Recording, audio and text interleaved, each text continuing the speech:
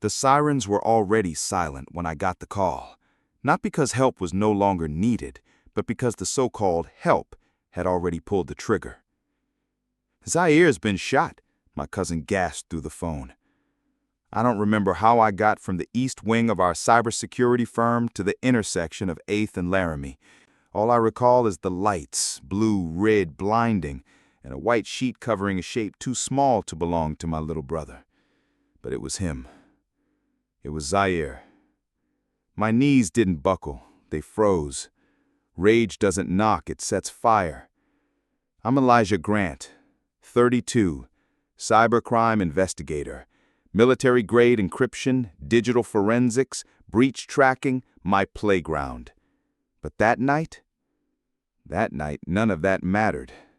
Because Zaire, my 17-year-old brother with dreams bigger than this city, was left bleeding in the street like roadkill. And standing near his body was Officer Ronald Pierce. I knew Pierce. Everyone in North Treadwell knew Pierce. Not for saving lives, but for ruining them. 4 internal complaints, all dismissed. Bodycam glitches, convenient audio corruption. Every black teen in this neighborhood grew up learning the same survival tactic: avoid Pierce. They said Zaire reached for something. They said it looked like a weapon. What he reached for was his driver's license. It took them just 30 minutes to paint Zaire as a threat. It took me less than 10 minutes to know something was off. I stepped closer to the scene, but Pierce clocked me. "You can't be here," he barked. "That's my brother." My voice didn't crack. It couldn't afford to. "You're interfering with an investigation. Step back or I'll arrest you too." The arrogance in his voice wasn't new, but this time it held a hint of desperation. A man who just buried the truth 6 feet under and was scrambling to cover the tracks. I left. Not because I was scared, but because war isn't fought in the streets. It's fought with information. And I was the one man in this city with the skills to burn down a digital fortress if I had to. Back at my apartment, I didn't sleep. I didn't grieve. I pulled open a set of encrypted tunnels I hadn't touched since my time contracting with Homeland. The North Treadwell Police Department system was poorly secured. Pierce's bodycam footage should have uploaded to the central cloud within 20 minutes of any incident. It wasn't there. Either it didn't upload, or someone deleted it. But data doesn't die. It leaves ghosts. I ran a digital sweeper through archived bodycam buffers, scouring fragmented clusters. An hour passed, then 2. At 3:42 a.m., I found something. A ghost file labeled BC-RP1-0821.tmp. Temporary, hidden, forgotten. The footage was corrupted, as expected, but even corrupted files scream when you know what to listen for. I rebuilt the headers, bypassed metadata locks, and recompiled the audio-visual stream. And there it was. Zaire. Hands on the wheel. License in his left hand. Pierce outside the window shouting before he even asked for anything. Zaire saying, "Sir, I didn't..." Then a gunshot. Point blank. No warning. Then a quiet voice from Pierce. "Fuck, did he have a..." Pause. "I'll plan it. He's got a record. The brother does too." I stopped the video. My body turned ice. Pierce knew who I was. He knew I had a sealed misdemeanor from when I was 19 for resisting a stop that was later deemed unlawful. He knew he could twist the narrative. But what I didn't know was how fast he'd act. By noon the next day, 2 plainclothes officers were at my door with a warrant, possession of an unregistered firearm, suspicion of gang ties. They cuffed me right there, before my mother, who hadn't stopped crying since the morgue. You're under arrest for obstruction of justice and possible conspiracy in your brother's case, the officer muttered. And guess who signed the warrant? Pierce. The man who shot my brother was now painting me as the criminal mastermind. They processed me quickly. Fingerprints, mugshots, holding cell. But they underestimated two things. One, my reach, and two, my allies. I wasn't just an investigator. I was part of a loose underground network of digital journalists, whistleblowers, and rogue analysts who'd left the system after realizing the system never worked for us. Her name was V, short for Veronica Silva, a former data analyst turned truth pirate. She'd helped leak the 2023 prison abuse tapes. She owed me a favor. You got 36 hours, I told her from the holding cell phone. Find my signal trace and dump the footage. Let the world see. Where? Everywhere.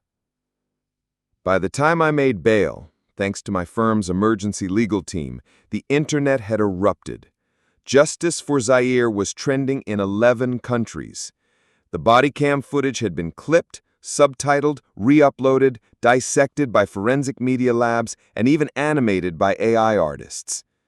But Pierce doubled down. At a press conference, he stood before cameras and blamed deep-fake propaganda and targeted misinformation campaigns. He said I'd altered the footage to protect my gang-affiliated brother. The nerve. But the walls were closing in, because V wasn't done. She found something even I hadn't thought to trace: GPS logs from the cruiser. You see, Bodycam uploads are time-stamped, and the cruiser's onboard system syncs with an internal tracker every 90 seconds. Pierce's GPS log showed he stopped 2 minutes before the official report timestamp, 2 minutes before he claimed Zaire matched a description. He was hunting. We packaged the footage, the GPS data, and an audio-enhanced version of the whisper, the part where he said, "I'll plant it," into a single 2-minute video file titled Corruption Unmasked. Then we did what the courts would never do for us. We gave it to the people. They say revolutions don't start in courtrooms. They start in the streets, and they're fueled by pain, not policy. The day after the footage dropped, North Treadwell felt different. Grit in the air, whispers on every block, and a new fear blooming behind the badge. Officer Ronald Pierce had become a name not of law, but of murder, and a symbol of everything this city had tried to bury. I didn't hide, I didn't run.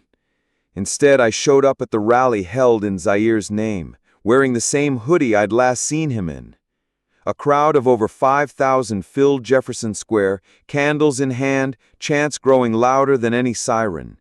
Signs reading, "Zaire could have been me. We see you, Pierce, and the Bodycam never lies," painted the skyline in righteous fury. V was there too, behind the stage, laptop open, feeding real-time evidence to a dozen live streams. I took the mic, but I wasn't alone. The families of other victims came forward.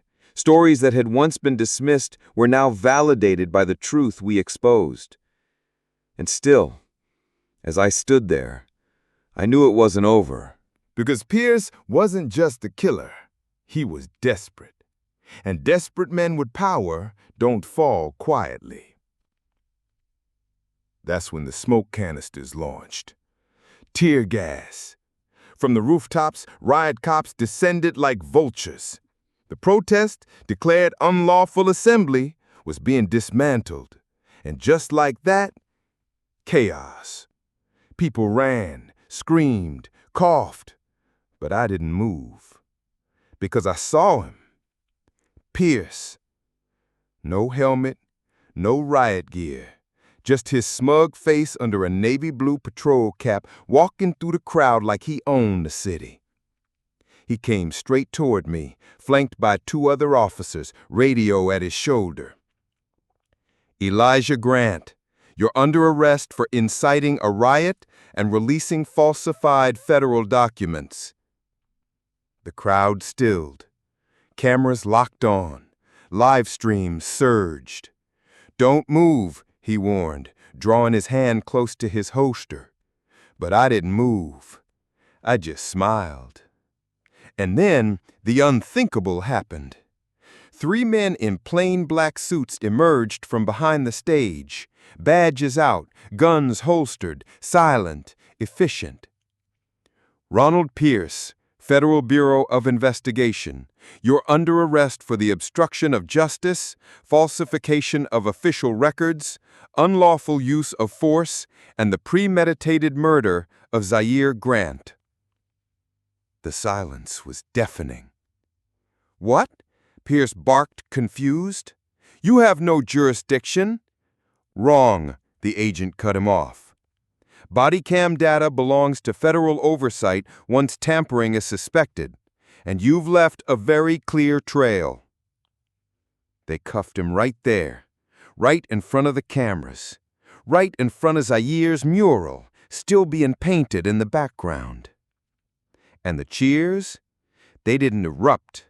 They roared like thunder breaking chains. The trial was swift by federal standards. Turns out, Pierce had a history far darker than we had known. Deleted footage, coerced statements. His partner from 3 years ago testified against him in exchange for immunity. His patrol car had a hidden compartment. His pension? Frozen. His badge? Melted into memory. But this wasn't about him anymore. This was about the system that let him exist. In the months that followed, the North Treadwell Police Department came under a full audit. Internal affairs turned inside out.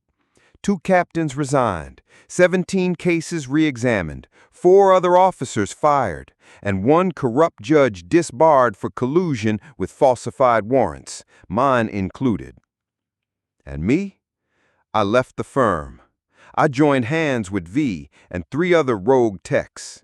Together, we founded Torchlight, a non-profit digital watchdog that scans body cam footage across the nation using machine learning and AI to detect signs of falsification, desyncs, and pattern abuse.